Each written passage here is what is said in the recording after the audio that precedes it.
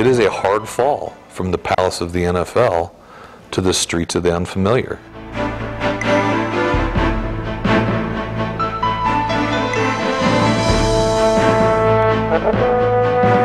You know, playing in the NFL as long as we did, as long as I did, was a dream. Or I think what every kid dreams of.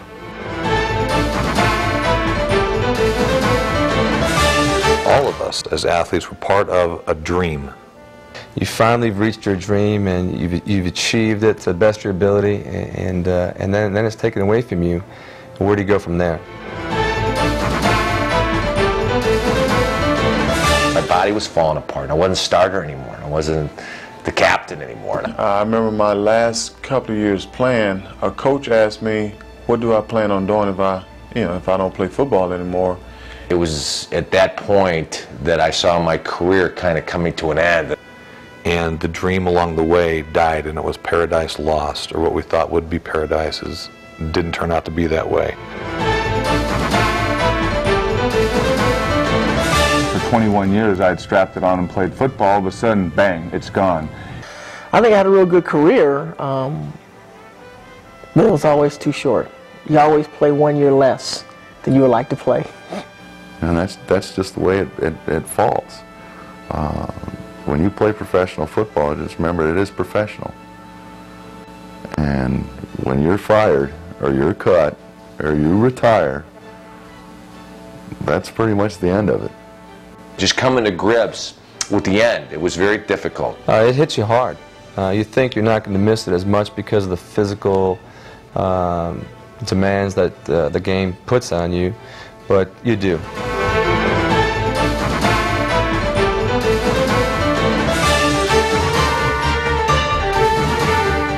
When you come out of football, or any other sport for that matter, your resume is, well, I played football. How does that translate? We're going to go be a bouncer? I think a lot of times the problem with most pro athletes is you don't find anything after sports is over that gives you the same high as well as the same low. That was the first slap of reality for me, that some kid who didn't do anything for that organization all of a sudden was telling me that I didn't belong there. And that to me was, wow, now I don't belong here. I can't walk through a door that I've walked through a gazillion times.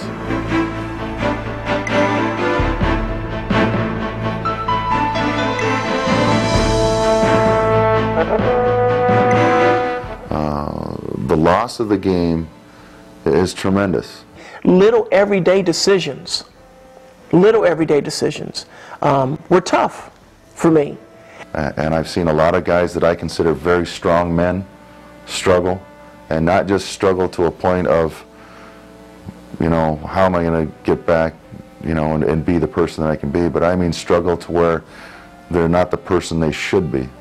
Well, I think it was more than I expected it to be. To me, football was the perfect job. Nothing's going to live up to what you experienced in the NFL. Hey, what do I do now? What choice do I make? I was chained because I was afraid to choose a direction. Emotionally, just be ready for the tidal wave.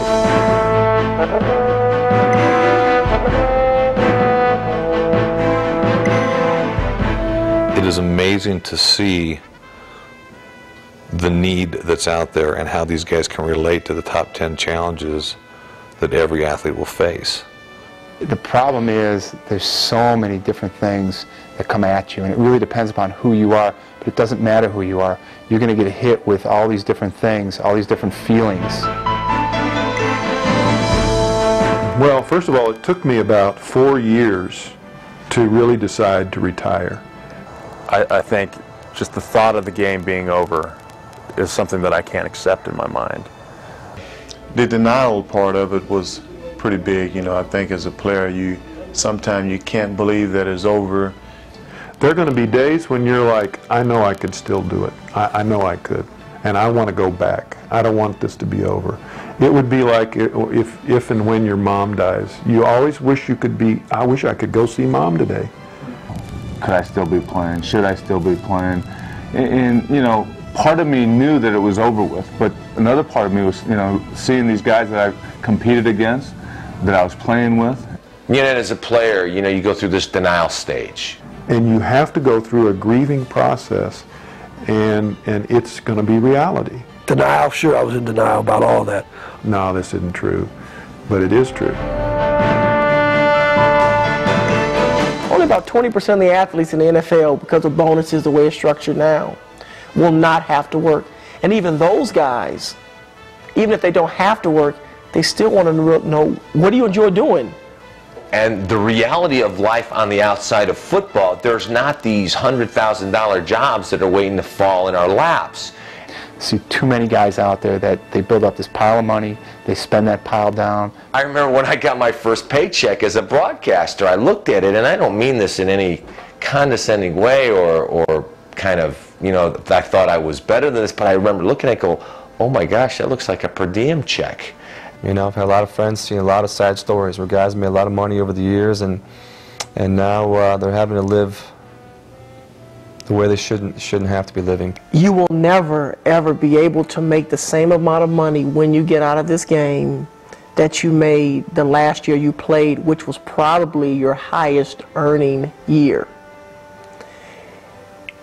And so there's no way legally you're going to be able to do that. There's no way. I would say a player stands to lose first and foremost family, because if you don't handle your business right when you play, it's going to have a long range effect on you. So family from a standpoint of anger, bitterness, envy, jealousy, all the emotions that you don't go through necessarily, but the people around you go through because they feel that you are the financial Moses of the family. And in some ways, I felt like the heroes let the family down now, that I'm not achieving what was expected of me or what I expected of myself. I was looking at being a single parent with a 4-year-old son, a 9-year-old daughter who lived with her mother, and I was stuck going right back into the work world again and not knowing what I wanted to do. I didn't have a clue. In battling with the relationship area, she's afraid that I'm willing to sacrifice her and my children to pursue my dreams. And that's where Pam and I had some problems, you know. And we went 2 years there where we just struggled. We were miserable. I had, you know, a lot of things going for us, and we still struggled. And it affected our relationship. It affected, you know, my mood. You know, I was moody. I was tired all the time. You know. The 4th game of my 9th year, I dislocated my knee, tearing everything in it. You know, my ankles bothered me, my shoulders bothered me. You know, I mean, I got arthritis and bone spurs in my neck. You know, I've had quite a few concussions. You know, and that's always a worry because it's an area they don't know much about. So that pretty much ended it. And subsequently, went through 14 surgeries to try to, you know, correct it and get it back to where I could live a fulfilling life. And it's still not perfect. I had a lot of anger and bitterness upon leaving the game, and I think, you know, as much as athletes say that whether they're traded or whether they're cut or released, I hope they do well. Well, yeah, I hope they did well, but at the back of my mind, I was saying, God, I hope they suck. I hope they miss me. I'm watching guys. I couldn't even watch games because I watched them. I'd go, this guy's playing, I'm not. That's crazy. And I was very angry. I could be sitting down next to a guy from South Central LA with dreadlocks, and then right next to him could be a white redneck from Hingham High, Texas, and they learn how to get along. Now, they don't have to hang out all the time afterwards, but you better believe we all dress in the same uniform on Sundays and will die for each other. To me, that is special. That's something that I think every time I talk to any player and they say, what do you miss the most? It's everyone says the same thing, I miss the guys. Even though there's cliques, even though there's some separation and segregation and racism and prejudice that's still prevalent, you're in an environment where you can be you. Here in corporate America, I don't know who was going to stab me in the back or not. I didn't know who liked me, who didn't like me, what I was doing right, what I was doing wrong. In the locker room, you know that. And now you be in that foxhole with somebody and you fight for them, you die for them. That's what was special. being a part of the team and the friendships and going to war every Sunday together and sharing that experience with one another. That's something that very few guys ever get to experience. You don't have that in the outside world. It just is not there. And you feel very lonely, and you feel unimportant, and you're lost. I was a lost soul. Turning on the television and watching all those guys that I played with for so many years going on without me. You know, the train rolls on the track and I'm not on it. And that's tough to see that going on and feel like I'm missing out, like I'm not a part of it, like I've been left out of the fraternity. We're used to being told what to do and what time to do it. When you're done playing, there's no one there telling you what to do. If you think about it, ever since high school, somebody's pretty much had things laid out for you. This is what time you'll get up. This is what time you'll report for meetings. This is what time you have to come in for your pregame meal. This is what time you need to be taped. This is what we all have an itinerary every single day from the time we get to training camp to the time we play in our very last game. When I played, I never failed. Why? Because I made it. I was successful in 99% of America's eyes because I was just there on the team. You had the equipment on, you're Superman. Nothing could touch you. Nothing could touch you emotionally, physically, mentally. Nothing could touch you, man. You had all these millions of people screaming and yelling. It was hard to find something that would be as significant. We've entered the zone. We've lived in the zone. You don't get the zone anymore. It's just not the same deal. You know what? When I played in my playing days, I had a deal with Converse. They paid me to wear their shoes. Now I have a deal with Reebok. I pay them to wear their shoes. I thought retirement would be, hey, playing golf every day, you know, just relaxing, doing what I wanted to do, and spend time with my family. I was just starting to raise kids. I thought I'd be fine. But after, 4 months of playing golf every day, it gets old. You go out as Gilbert, the defensive back for the San Diego Chargers, the All-Pro, and you're wearing all of these titles, and people want to be around you because of all of these titles. And it was tough once my career was over. Well, when you're playing, it's every door opened.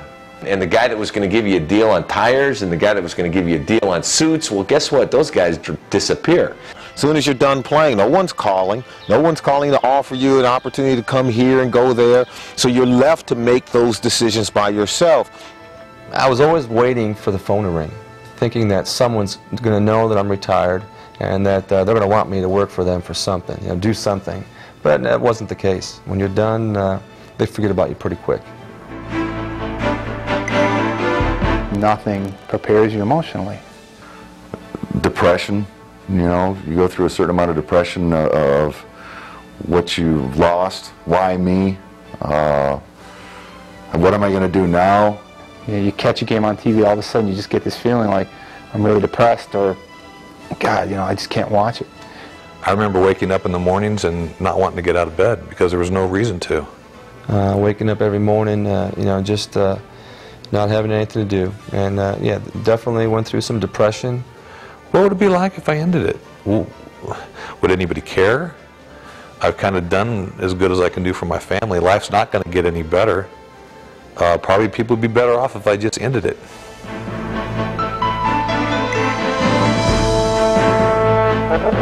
I think addictions can be one of the sneakiest challenges of transition because a lot of guys, first off, won't admit they're having a problem with addictions.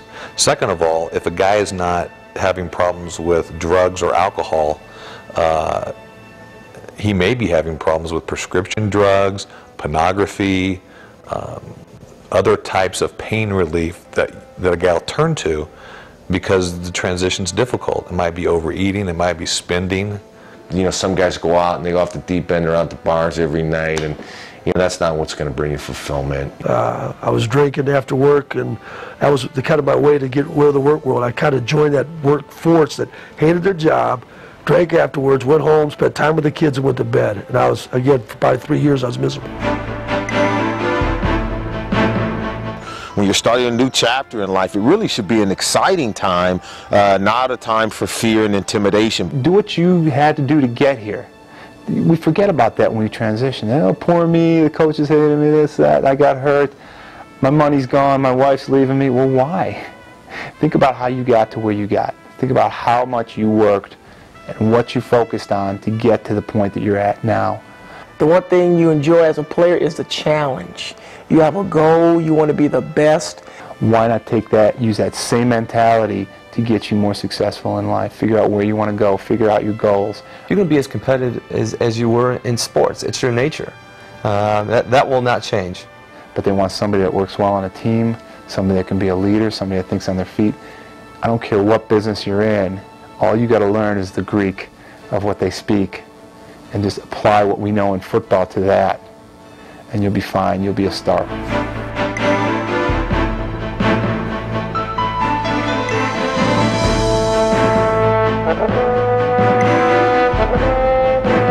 I'm done with football, and I really got to find out what I want to do with the rest of my life.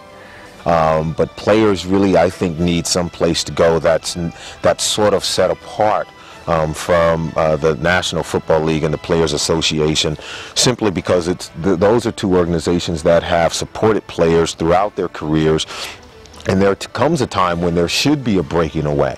And I know I'm not an expert in that area, so therefore I have to take advantage of the resources that are out there, and I think something like Games Over could provide those resources and say, you know, we don't want anything from you other than trying to help you. And I think that's exactly where the website comes into play. The fact that somebody can go on, they don't have to identify themselves, they can ask the questions, they can ask the hard questions, and they can get the answers. I think the website, you know, for as the categories that you can look forward to as you go through the transition, for as finances, spouse relationships, and I think that the guys that's involved with Games Over are guys that have been through the transition. GamesOver.org brings direction. All players need direction. While you're in the game, that's what keeps you on the right course. Keeps you on the straight and narrow path. Because the biggest problem is when you're out on your own, you leave the game, no one can tell you because they haven't been there. What I was going through was just what everybody else was going through. I contacted them, got to know them. They knew someone I knew someone they knew. To have mentors, to have people you can bounce ideas off of, to have somebody to say, hey, I've been through this, and you're going to make it through it. Games Over gives you life goals.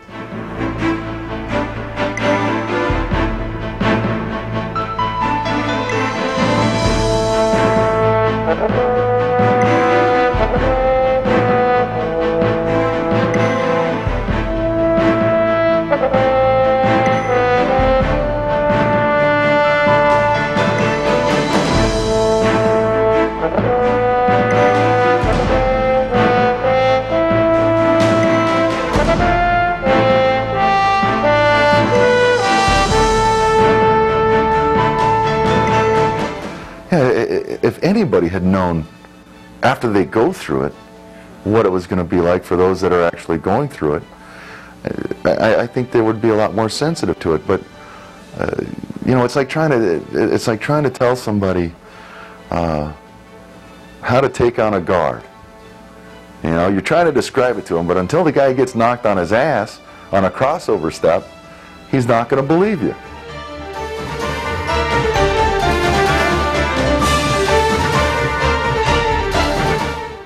And try to find something that you're truly passionate about, something that will allow you to use some of the skills you've been able to cultivate as a professional athlete. It took me a while to figure out what I wanted to do. And I mean, it took at least 3 years after being out of the league before I finally started really enjoying what I was doing.